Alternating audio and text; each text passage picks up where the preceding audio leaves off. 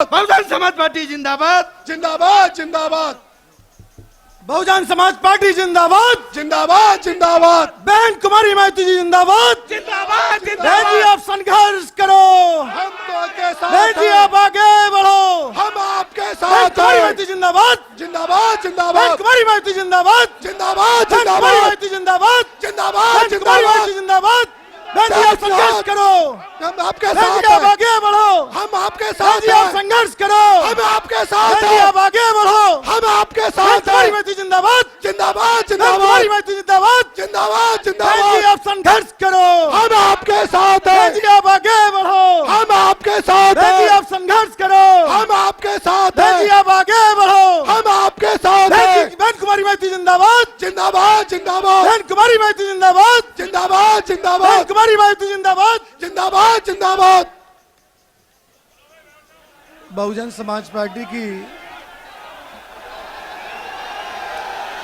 समाज पार्टी की राष्ट्रीय अध्यक्ष, देश के सबसे बड़े प्रदेश उत्तर प्रदेश की 4 बार मुख्यमंत्री रही बहन कुमारी मायावती जी हमारे बीच में आ चुकी हैं।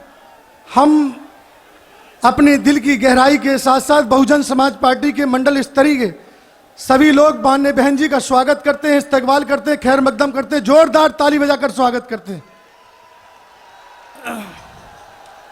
साथ में चलकर आए बहुजन समाज पार्टी के राष्ट्रीय उपाध्यक्ष और उनके साथ बहुजन समाज पार्टी के नेशनल कोऑर्डिनेटर उपाध्यक्ष जी हमारे आकाश आनंद जी और आनंद कुमार जी, हमारे दोनों जोरदार ताली बजाकर स्वागत करते हैं।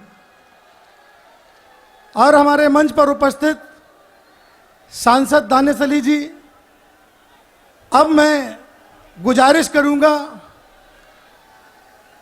मेरठ मंडल के सभी पदाधिकारी जो हमारे जिम्मेदार साथी हैं, बहुजन समाज पार्टी का चिन्ह हम अपनी राष्ट्रीय अध्यक्ष को देकर उनका स्वागत करेंगे और जोरदार ताली बजाकर नारे लगाकर स्वागत करेंगे। बहुजन समाज पार्टी जिंदाबाद। बहुजन समाज पार्टी जिंदाबाद।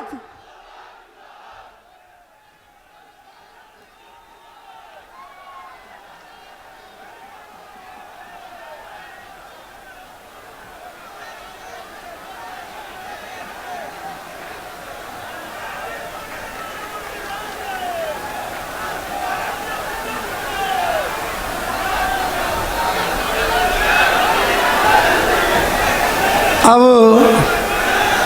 मैं अपनी नेता, हम सबकी नेता बहन जी से अदब के साथ गुजारिश करेंगे, ये जन सभा को संबोधित करने की कृपा करें। माननीय बहन जी जोरदार ताली बजाकर स्वागत करें। माननीय बहन जी।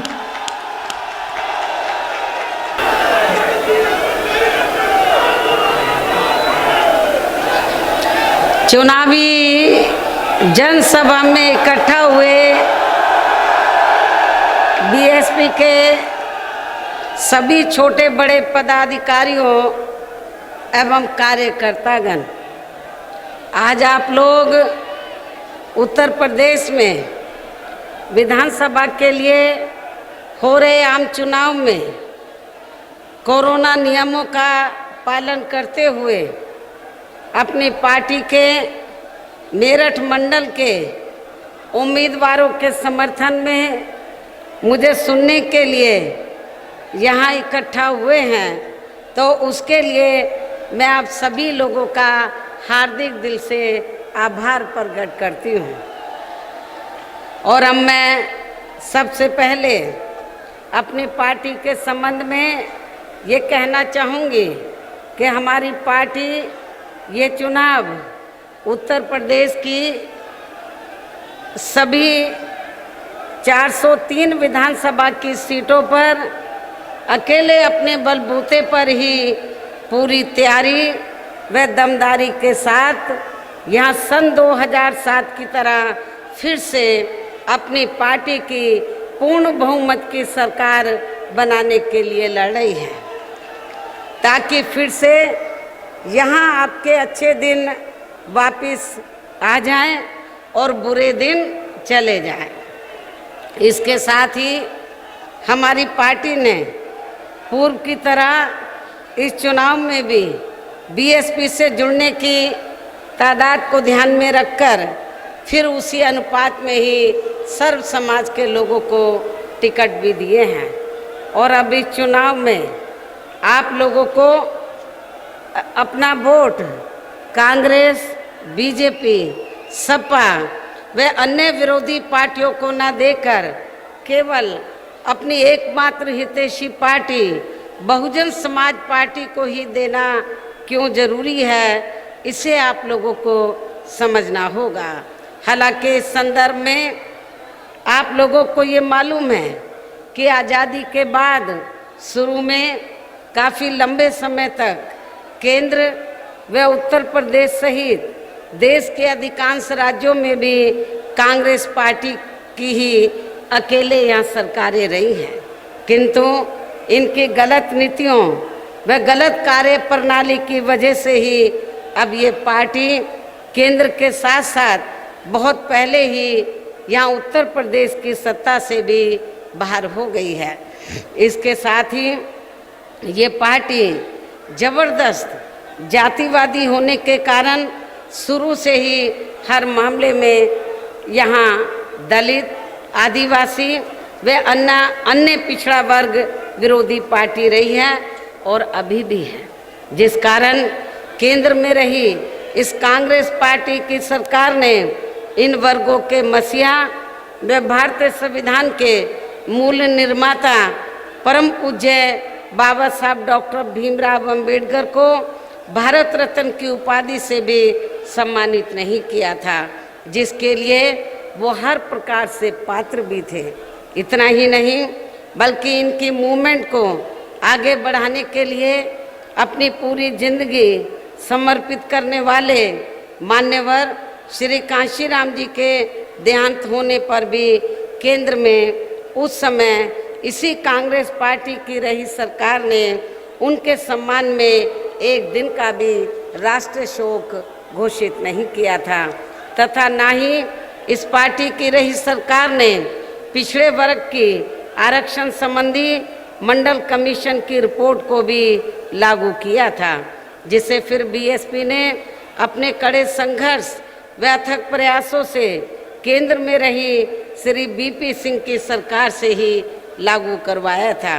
साथ ही इसी सरकार में ही श्री बीपी सिंह की सरकार में ही बाबा साहब डॉक्टर भीमराव अंबेडकर को भी भारत रत्न की उपाधि से सम्मानित किया गया था, जो इनके अपार अनुयायियों की बरसों से चाहत भी थी।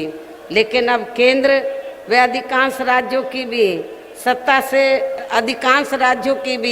सत्ता से बाहर होने पर यही कांग्रेस पार्टी खासकर दलितों, आदिवासियों व अन्य पिछड़े वर्गों के वोटों के खातिर आए दिन किस्म किस्म की नाटकबाजी करती रहती है, जबकि इन वर्गों के मामले में इस पार्टी की सच्चाई तो ये है कि कांग्रेस पार्टी जब सत्ता में होती है और इनके अच्छे दिन होते हैं तो तब इस पार्टी को इन वर्गों का विकास व उत्थान आदि याद नहीं आता है, तथा ना ही इनको महिलाओं की भी भागीदारी याद आती है।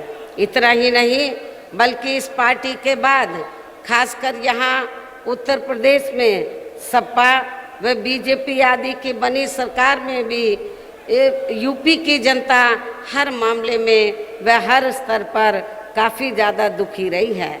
सपा की सरकार में तो अधिकांश यहाँ गुंडों, बदमाशों, माफियाओं व अराजक तत्वों एवं सरेआम लूट खसोट करने वालों का ही राज रहा है, जिसकी खास वजह से ही इस सरकार में आए दिन यहाँ जाति व धर्म के नाम पर तनाव व दंगे आदि होते ही रहे हैं।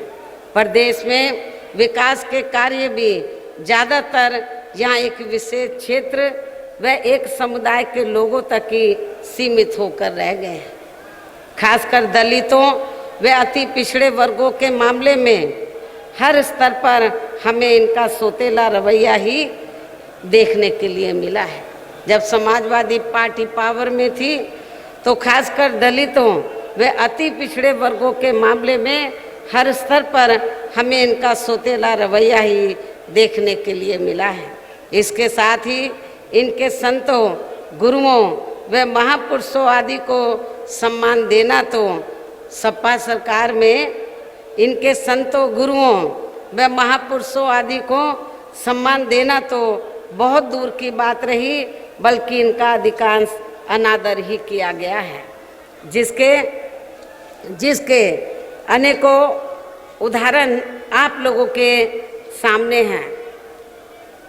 जैसे मैं आप लोगों को ये बताना चाहती हूँ कि जब यूपी में समाजवादी पार्टी की सरकार थी तो सपा सरकार जो अपने आज जो चुनाव के समय में, अभी तो उनकी सरकार नहीं है, लेकिन आज समाजवादी पार्टी ये जो जगह जगह ये कहती है कि सर्व समाज के हितों की पार्टी है और वीकर सेक्शन के लिए बहुत काम किया है, मैं समझती हूँ कि इसमें रत्ती भर भी सच्चाई नहीं है। समाजवादी पार्टी की सरकार में वीकर सेक्शन की उपेक्षा हुई हर मामले में, वे हर स्तर पर, और इनके संतों, गुरुओं और महापुरुषों का भी अनादर हुआ है। जैसे आप लोगों को मैं ये बताना चाहती हूँ कि जब समाजवादी पार्टी सत्ता में थी तो सपा सरकार में SC ST का सरकारी ठेकों में आरक्षण खत्म कर दिया गया। जब BSP पावर में थी, इंडिया में पहली BSP की सरकार थी जिस सरकार ने तो SC ST का सरकारी ठेकों में आरक्षण की व्यवस्था की थी। लेकिन जैसे ही समाजवादी पार्टी पावर में आई तो समाजवादी पार्टी की सरकार ने SC ST का सरकारी ठेकों में आरक्षण खत्म कर दिया। पदोन्नति में आप लोगों को मालूम है कि जब पदोन्नति में आरक्षण का बिल पार्लियामेंट में आया तो समाजवादी पार्टी के सांसदों ने इस बिल को फाड़ दिया था और इस बिल को पास नहीं होने दिया। SC ST के छात्रों का विदेश जाकर पढ़ाई करने की योजना को समाजवादी पार्टी की सरकार ने खत्म किया। पंचशील नगर का नाम बदलकर हापुड़ कर दिया गया। ये भी मैं बताना चाहती हूँ हापुड़ जिले के लोगों को, पंचशील नगर का नाम बदलकर हापुड़ कर दिया गया। संत रविदास नगर का नाम बदलकर भदोई कर दिया गया सपा सरकार में। भीमनगर का नाम बदलकर संभल कर दिया। छत्रपति शाहू जी महाराज मेडिकल कॉलेज का नाम बदलकर किंग जॉर्ज मेडिकल कॉलेज कर दिया। मान्यवर श्री कांशीराम जी कृषि विश्वविद्यालय बांदा का नाम बदल दिया गया। मान्य कोर्ट के निर्णय की आड़ में अनुसूचित जाति जनजाति के कर्मचारियों का गलत तरीके से डिमोशन किया गया। सपा सरकार में ही अनुसूचित जाति जनजाति के छात्रों का शून्य शुल्क पर प्रवेश समाप्त कर दिया। अनुसूचित जाति जनजाति के छात्रों की शुल्क प्रतिपूर्ति पर 60% की बाध्यता लगाकर उनकी छात्रवृत्ति रोकने का काम किया गया। मान्यवर श्री कांशीराम जी अरबी फारसी विश्वविद्यालय का नाम बदलने का काम सपा सरकार ने किया। लखनऊ के गोमती नगर में डॉक्टर भीमराव अंबेडकर पार्क जो BSP की सरकार में बनाया गया था उसका नाम बदलकर जनेश्वर मिश्र पार्क कर दिया गया। ये सपा सरकार का कारनामे हैं। सरकारी भूमि आवंटन में SC ST को मिलने वाली प्राथमिकता को खत्म कर दिया गया। SC ST की भूमि खरीद को लेकर नया संशोधन लेकर आए जिसमें बिना DM के अनुमति के कोई भी उनकी ज़मीन खरीद सकता था, जिससे इन कमज़ोर वर्गों की ज़मीन को हथिया लिया जा सके। ये है अंबेडकर, ये है समाजवादी पार्टी के मुखिया श्री अखिलेश यादव के अंबेडकरवादी सोच एवं प्रेम। आप लोग समझ सकते हैं कि सपा सरकार में किस तरीके से वीकर सेक्शन की उपेक्षा की गई है। इसी प्रकार भाजपा सरकार की भी नीतियां व कार्यशैली अधिकांश यहाँ जातिवादी, पूंजीवादी एवं RSS के संकीर्ण एजेंडे को ही लागू करने पर टिकी रही हैं, जिससे प्रभावित एवं शिकार हुए लोगों का इस सरकार में सही से विकास व उत्थान आदि नहीं हो सका है। साथ ही इनका हर स्तर पर काफ़ी ज़्यादा उत्पीड़न भी किया गया है। धर्म के नाम पर हमेशा यहाँ तनाव व नफरत आदि का वातावरण ही बना रहा है। प्रदेश में हर प्रकार के अपराध भी काफ़ी ज़्यादा बढ़े हैं। खासकर दलित व महिलाएं भी इस सरकार में कतई भी सुरक्षित नहीं रही हैं, लेकिन मीडिया में इनके आंकड़ों को अधिकांश दबा दिया जाता है। इसके अलावा प्रदेश में गरीबों, मजदूरों, बेरोजगारों व अन्य मेहनतकश लोगों के साथ साथ दलितों, आदिवासियों, अन्य पिछड़े वर्गों, मुस्लिम एवं अन्य धार्मिक अल्पसंख्यक समाज के लोगों के हित व कल्याण के लिए वर्षों से जो भी यहाँ सरकारी योजनाएं चल रही थी, तो उनका भी इन्हें इस सरकार में सही से पूरा लाभ नहीं मिला है। भाजपा सरकार में, वर्तमान भाजपा सरकार में इसका सही से पूरा लाभ नहीं मिला है। खासकर दलितों व पिछड़ों को आरक्षण का भी पूरा लाभ नहीं मिल सका है, क्योंकि इन्होंने मतलब भारतीय जनता पार्टी की सरकार ने यहाँ बड़े बड़े सरकारी कार्य ज़्यादातर प्राइवेट सेक्टर के जरिए ही कराए हैं, जिसमें इनके लिए आरक्षण की कोई भी व्यवस्था नहीं है। सरकारी नौकरियों में भी इनका आरक्षण का कोटा पूरा नहीं किया गया है। मुस्लिम व अन्य धार्मिक अल्पसंख्यक समाज के लोगों के साथ तो बीजेपी की सरकार में अधिकांश पक्षपात वाला रवैया ही अपनाया गया है। इतना ही नहीं, बल्कि इस बार बीजेपी की सरकार में अपर कास्ट समाज में से विशेषकर प्रबुद्ध वर्ग भी हर मामले में अपने आप को काफ़ी ज़्यादा उपेक्षित महसूस करता रहा है। इसके अलावा इनकी गलत आर्थिक नीतियों के कारण यहाँ गरीबी, बेरोजगारी व महंगाई आदि भी काफ़ी ज़्यादा बढ़ी है। खासकर चुनाव घोषित होने से पहले तो पूरे देश में डीजल, पेट्रोल व रसोई गैस आदि की आए दिन बड़ी कीमतों ने तो जनता की काफ़ी ज़्यादा मुश्किलें बढ़ाई हैं, और ऐसा लगता है चुनाव खत्म होने के बाद पुनः इनकी कीमतें बढ़ा दी जाएंगी। इसके साथ साथ उत्तर प्रदेश सहित पूरे देश के किसान भी केंद्र सरकार की गलत नीतियों के कारण काफ़ी ज़्यादा दुखी व परेशान भी रहे हैं और अभी भी परेशान हैं। प्रदेश में बेरोजगार लोगों को रोजगार नहीं मिलने के कारण ही ज़्यादातर इनको इस सरकार में भी पलायन करना पड़ा है। कांग्रेस की आप लोगों को मालूम है कि आज़ादी के बाद लंबे अरसे तक कांग्रेस सत्ता में रही। यहाँ रोटी रोजी के साधन नहीं मिले, रोटी रोजी के लिए लोग पलायन करके चले गए। और उसके बाद जब चाहे सपा पावर में आई हो, चाहे बीजेपी पावर में वर्तमान में चल रही है, तो इन सभी पार्टियों की सरकारों में रोटी रोजी के लिए यहाँ पर जो बेरोजगार लोग हैं उनको पलायन करना पड़ा है, क्योंकि जब यहाँ की सरकारों ने रोटी रोजी के साधन नहीं दिए तो उनको पलायन करना पड़ा।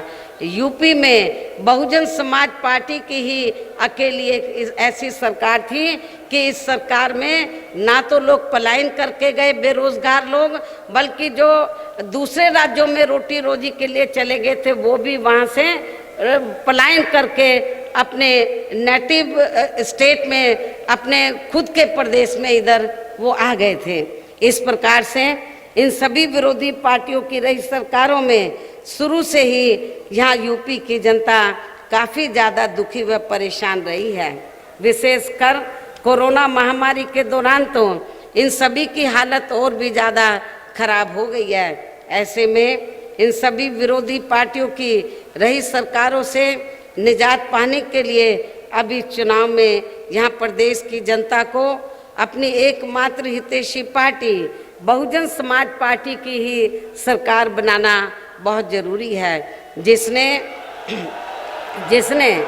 अपने चारों रहे शासनकाल के दौरान बिना पक्षपात व भेदभाव आदि के यहाँ कमज़ोर एवं उपेक्षित वर्गों के लोगों के साथ साथ सर्व समाज में से गरीबों, मजदूरों, बेरोजगारों, किसानों, व्यापारियों, कर्मचारियों, वकीलों एवं अन्य मेहनतकश लोगों के साथ ही युवाओं, छात्रों, महिलाओं व बुजुर्गों आदि के भी विकास एवं उत्थान के लिए अनेकों ऐतिहासिक व महत्वपूर्ण कार्य किए हैं। वो कार्य फिर से जब हमारी सरकार बन जाएगी तो वो कार्य फिर से यहाँ शुरू किए जाएंगे। इसके अलावा बीएसपी की रही सरकार में दलित एवं अन्य पिछड़े वर्गों में जन्मे अपने महान संतों, गुरुओं व महापुरुषों आदि को भी विभिन्न रूपों में पूरा आदर सम्मान दिया गया है। जब बीएसपी यहाँ पावर में रही, जिनकी यहाँ सभी विरोधी पार्टियों की रही सरकारों में काफ़ी ज़्यादा उपेक्षा की गई है, लेकिन इनके सम्मान में जब बीएसपी पावर में आ जाएगी, पुनः पावर में आ जाएगी, तो फिर इनके सम्मान में आगे भी कोई कमी नहीं आने दी जाएगी। इसके साथ साथ बीएसपी की सरकार में पूर्व की तरह ही यहाँ सभी वर्गों, धर्मों व विभिन्न क्षेत्रों में लगे लोगों के हितों में भी फिर से ऐतिहासिक कार्य किए जाएंगे। प्रदेश में विशेषकर गरीबी व बेरोजगारी आदि को दूर करने के लिए जरूरी कदम उठाए जाएंगे और ये हमारी सरकार का इस बार भी फिर से मुख्य एजेंडा होगा। पश्चिमी यूपी के लोगों को मालूम है कि जब मेरी सरकार थी और पुलिस में भर्ती हुई और विभिन्न विभागों में भर्ती हुई, तो बड़े पैमाने पर पूरे उत्तर प्रदेश में जो नवयुवक लोग थे बेरोजगार, उनको रोटी रोजी के साधन मिले। आपके पश्चिमी यूपी में पुलिस विभाग में हमारे जाट समाज के लोगों को मालूम है कि बिना किसी रिश्वत के उनकी बड़े पैमाने पर भर्ती की गई थी। आगे भी इनका पूरा ध्यान रखा जाएगा। साथ ही किसी भी मामले में जब हमारी पार्टी पावर में आ जाएगी तो सत्ता में आने के बाद तो फिर किसी भी मामले में किसानों को भी निराश नहीं होने दिया जाएगा। हमारे किसान भाइयों को मालूम है कि जब बीएसपी पावर में थी तो हमने यूपी में तो गन्ना किसानों का जो बकाया पड़ा था वो इनको दिया, इनको उचित दाम दिया और खेती करने के लिए जो उनकी ज़रूरतें थी, साधन थे, वो भी हमने सस्ते दामों सस्ते मुहैया कराए इनको। ये भी हमारे किसान भाइयों को मालूम है। और पश्चिमी यूपी के किसान तो आज याद करते हैं कि जब बीएसपी पावर में थी तो हमें गन्ने का पूरा दाम मिलता था, बकाया पूरा हमको मिल गया था। मेरे ख्याल 5 साल में भारतीय जनता पार्टी की सरकार ने तो गन्ने का जो दाम है मेरे ख्याल वो बराबर नहीं बढ़ाया है, इसलिए किसान बड़े निराश हैं। लेकिन जब बीएसपी पावर में आ जाएगी तो किसानों को निराश नहीं किया जाएगा। मैं पश्चिमी यूपी के किसान भाइयों को ये विश्वास दिलाना चाहती हूँ। इसके अलावा मैं मेरठ मंडल के लोगों को ये भी बताना चाहती हूँ कि आपके यहाँ जो भी स्थानीय समस्याएं होंगी तो उन्हें भी दूर करने का पूरा प्रयास किया जाएगा। वैसे तो आप लोगों को मालूम है कि आपके नज़दीक तो नोएडा, ग्रेटर नोएडा है। जब हमारी सरकार बनी तो हमारी सरकार ने तो नोएडा, ग्रेटर नोएडा को मिलाकर नया जिला बनाया और उस नए ज़िले का नाम गौतम बुद्ध नगर के नाम से रखा। गौतम बुद्ध नगर का काफ़ी विकास किया। गौतम बुद्ध नगर में हमने गौतम बुद्ध के नाम से विश्वविख्यात यूनिवर्सिटी बनाई। ये भी आप लोगों को मालूम है। शिक्षा के क्षेत्र में, स्वास्थ्य के क्षेत्र में, वहाँ के डेवलपमेंट के मामले में हमने पूरा ध्यान रखा, जिसके कारण तो बड़े पैमाने पर लोगों ने इधर आकर निवेश किया गौतम बुद्ध नगर में और पश्चिमी यूपी के लोगों को काफ़ी रोटी रोजी के साधन मिले।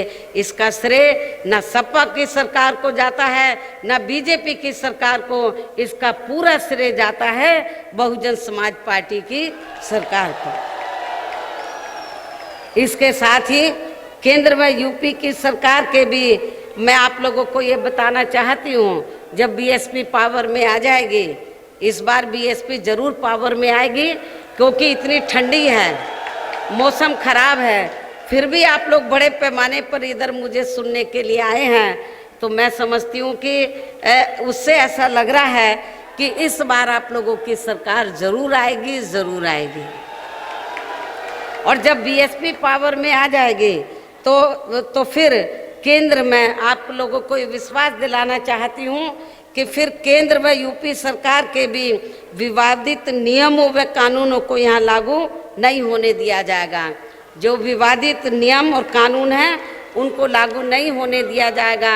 इतना ही नहीं बल्कि बीएसपी की रही सरकार में जिन महान संतों, गुरुओं एवं महापुरुषों आदि के आदर सम्मान में व उनके नाम पर जनहित की जो अनेकों योजनाएं शुरू की गई थी, साथ ही नए जिलों के नाम भी रखे गए थे, तो उन्हें अधिकांश सपा सरकार द्वारा बदल दिया गया है, जिससे उनके प्रति इनकी हीन व जातिवादी मानसिकता भी साफ झलकती है तथा जिन्हें फिर बीएसपी की सरकार बनने पर जरूर बहाल कर दिया जाएगा। इसके साथ साथ बीएसपी की रही सरकार में सर्व समाज के व विभिन्न क्षेत्रों में लगे लोगों के हितों में जो अनेकों महत्वपूर्ण व ऐतिहासिक फैसले लिए गए थे, जिन्हें सत्ता परिवर्तन होने पर बाद में सपा व बीजेपी की सरकार ने ज़्यादातर दरकिनारी कर दिया है, तो उन्हें भी फिर से शुरू किया जाएगा। इसके साथ ही बीएसपी की सरकार बनने पर यहाँ बीजेपी व सपा आदि के शासनकाल की तरह कानून व्यवस्था को किसी भी कीमत पर खराब व लचर नहीं होने दिया जाएगा और हर स्तर पर कानून द्वारा कानून का राज कायम किया जाएगा। जाति व धर्म के आधार पर यहाँ लोगों का किसी भी प्रकार से शोषण व उत्पीड़न आदि नहीं होने दिया जाएगा, जैसा कि वर्तमान भाजपा सरकार में हो रहा है।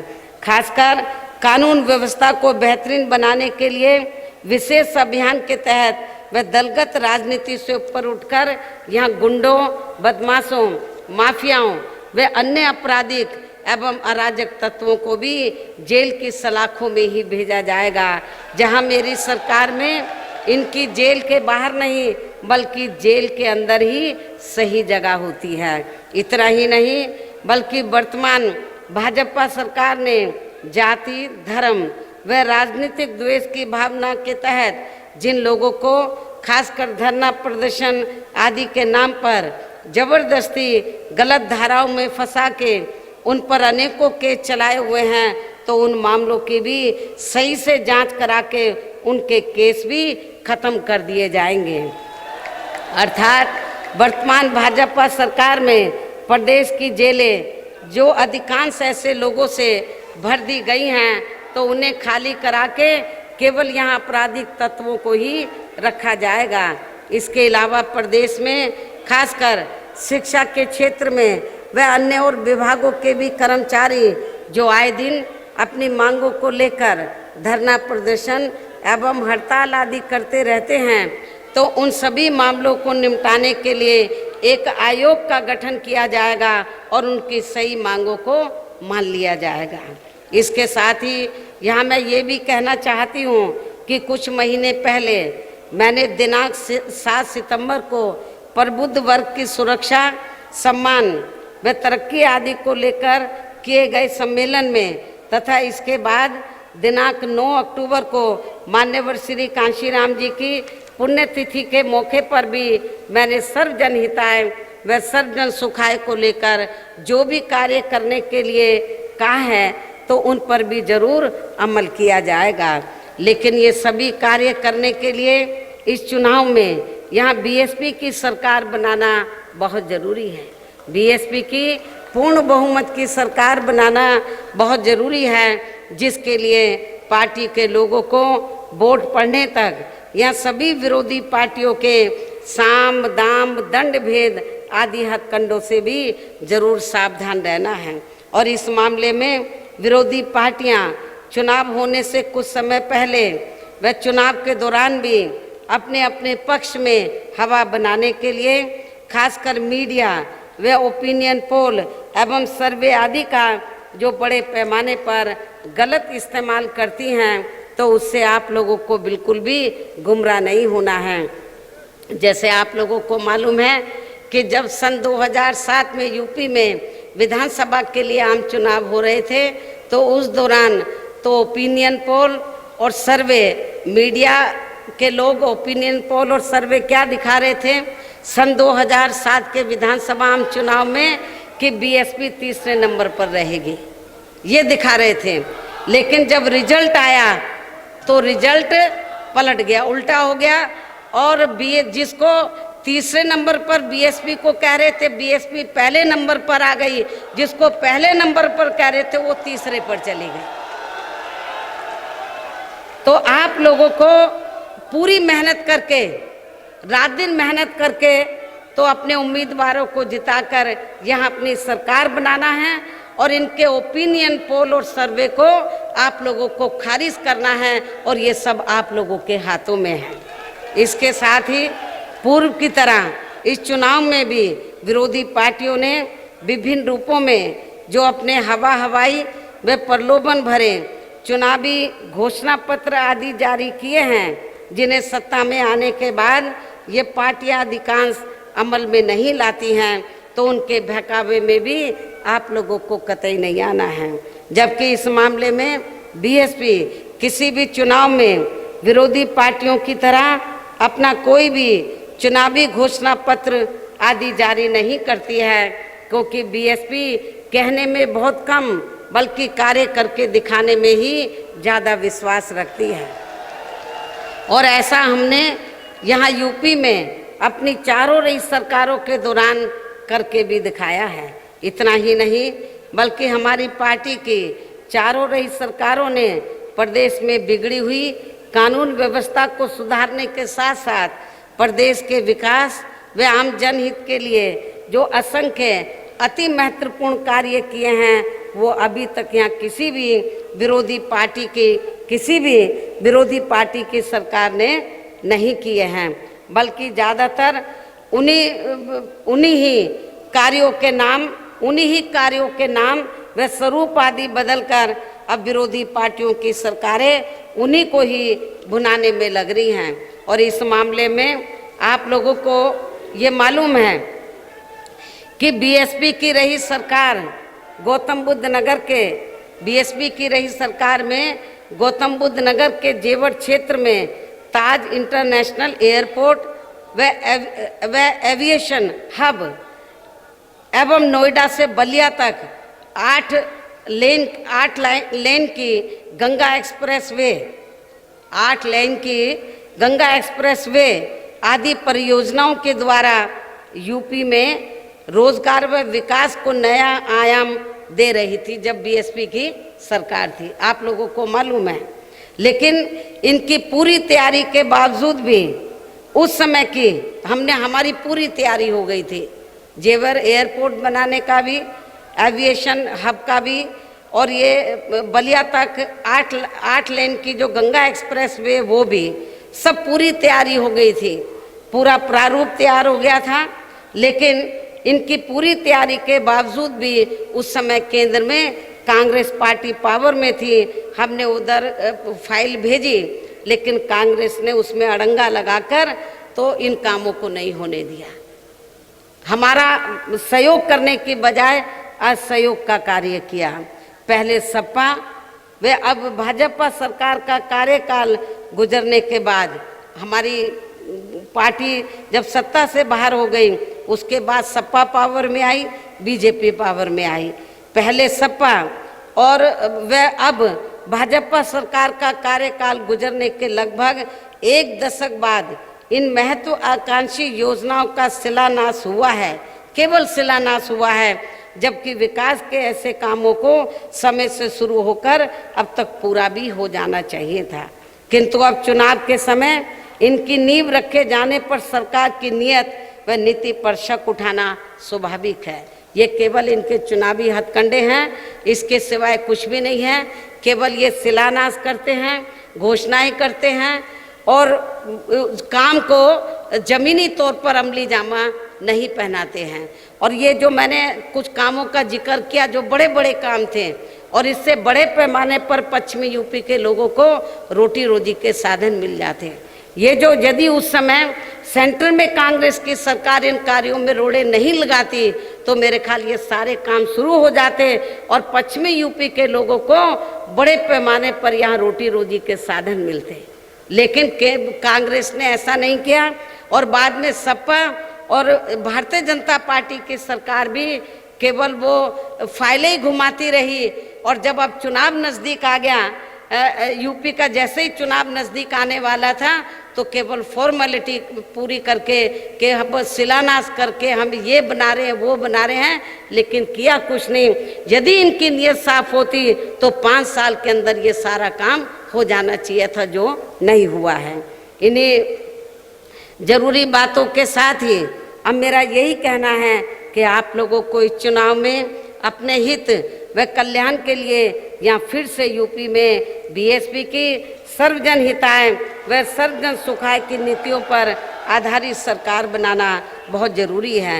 और इसके लिए पार्टी के लोगों को वोट पड़ने वाले दिन कोरोना नियमों का भी पालन करते हुए सबसे पहले सुबह उठते ही व समय से अपने अपने पोलिंग बूथों पर अपना वोट डालने के लिए ज़रूर जाना है। इसके साथ ही आपका वोट अन्य कोई व्यक्ति ना डाल सके, इसका भी आप लोगों को खुद ही ध्यान रखना है। इसके साथ साथ अपनी पार्टी का कोई भी वोट पड़ने से ना रह जाए तो उसका भी पार्टी की हर पोलिंग बूथ की कमेटी को विशेष ध्यान रखना है। और अब मेरी बीएसपी के लोगों से यही अपील है कि पार्टी ने यहाँ आपके मेरठ मंडल में जिन भी विधानसभा की सीटों पर अपनी पार्टी के उम्मीदवारों को चुनाव के मैदान में उतारा है, जो यहाँ आप लोगों के बीच में यहाँ मौजूद हैं। हमारे मेरठ मंडल के बीएसपी के प्रत्याशी तो यहाँ आपके सामने इधर मंच पर मौजूद हैं। मेरी आप लोगों से पुरजोर अपील है कि मेरठ मंडल के बीएसपी के इन सभी प्रत्याशियों को आप लोग वोट वाले दिन अपनी पार्टी के हाथी चुनाव चिन्ह के सामने वाले बटन को दबा के इनको आप लोग जरूर जिताएंगे। और फिर से आपको यहाँ सन 2007 की तरह ही बीएसपी की अपनी पूर्ण बहुमत की सरकार ज़रूर बनाना है। तभी फिर प्रदेश में अमन चैन कायम होने के साथ साथ यहाँ सभी धर्मों व वर्गों के लोगों का भी सही से विकास व उत्थान आदि हो सकता है। साथ ही यहाँ अन्याय, अपराध, भय व भ्रष्टाचार मुक्त एवं विकास युक्त वातावरण भी पैदा हो सकता है तथा तभी फिर यहाँ परम पूज्य बाबा साहब डॉक्टर भीमराव अंबेडकर एवं मान्यवर श्री कांशीराम जी आदि का भी सपना सही साकार हो सकता है। इस उम्मीद के साथ ही मेरा यही कहना है कि अब आपको जो मैंने एक नारा दिया है, अब आपको हर पोलिंग बूथ को जिताना है, बीएसपी को सत्ता में लाना है। आप लोगों को हर पोलिंग बूथ को जिताना है, बीएसपी को सत्ता में लाना है। और मैं आप लोगों को इस विश्वास के साथ ही अब मैं पुनः अपनी पार्टी के सभी उम्मीदवारों को जिताने की पुरजोर अपील करते हुए अपनी बात यहीं समाप्त करूं। लेकिन इससे पहले मैं आप लोगों से ये दरखास्त करना चाहती हूं कि अब वोट पड़ने के लिए समय बहुत कम रह गया है, तो वोट पड़ने तक तो विरोधी पार्टियां किस्म किस्म के साम दाम दंड भेद हथकंडे इस्तेमाल करके तो आप लोगों को गुमराह करने का ये विरोधी पार्टियां प्रयास करेंगी। लेकिन आप लोगों को गुमराह नहीं होना है, बल्कि आप लोगों को तो मेरठ मंडल की जितनी विधानसभा की सीटें हैं, हर विधानसभा में तो हमारी पार्टी ने जो पोलिंग बूथ की कमेटी बनाई है, तो हर पोलिंग बूथ की कमेटी की ये जिम्मेवारी बनती है कि वो सेक्टर और विधानसभा की कमेटी की देखरेख में अपनी पार्टी के उम्मीदवार को जिताने का पूरा प्रयास करें। और मैं खास तौर से विधानसभा की कमेटी को, सेक्टर की कमेटी को और पोलिंग बूथ की कमेटी से मैं पुरजोर अपील करती हूँ, यदि आप लोग इस चुनाव में अपनी जिम्मेवारी को ईमानदारी निष्ठा से निभा लेते हैं तो फिर हमारा उम्मीदवार कोई हार नहीं पाएगा। सारे के सारे उम्मीदवार चुनाव जरूर जीतेंगे। और जब हमारी पार्टी के मेरठ मंडल के उम्मीदवार जीतेंगे तो उसका श्रेय तो मैं पार्टी के वरिष्ठ लोगों को नहीं दूंगी, इसका श्रेय मैं उम्मीदवारों को नहीं दूंगी, बल्कि जो पोलिंग बूथ की कमेटी है, विधानसभा की कमेटी है, सेक्टर की कमेटी है, तो उसका क्रेडिट मैं उसको दूंगी। इसलिए मेरा पोलिंग बूथ की कमेटी के लोगों से खास दरखास्त है कि आप लोग पूरी ईमानदारी निष्ठा से तो अपने इन सभी उम्मीदवारों को जिताएं और बीएसपी का जो हाथी चुनाव चिन्ह है, हाथी चुनाव चिन्ह के सामने वाले बटन को दबाकर इनको भारी वोटों के अंतर से जरूर जिताएं। इस पुरजोर अपील के साथ ही अब मैं अपनी बात यही समाप्त करती हूँ। जय भीम, जय भारत। बहुजन समाज पार्टी जिंदाबाद, जिंदाबाद बहुजन समाज पार्टी जिंदाबाद। जिंदाबाद बहन जी आप संघर्ष करो, बहन जी आप आगे बढ़ो। बहन कुमारी मायावती जिंदाबाद, बहन कुमारी मायावती जिंदाबाद, बहन कुमारी मायावती जिंदाबाद। बहन जी आप संघर्ष करो, बहन जी आप आगे बढ़ो, बहन जी आप संघर्ष करो, बहन जी आप आगे बढ़ो।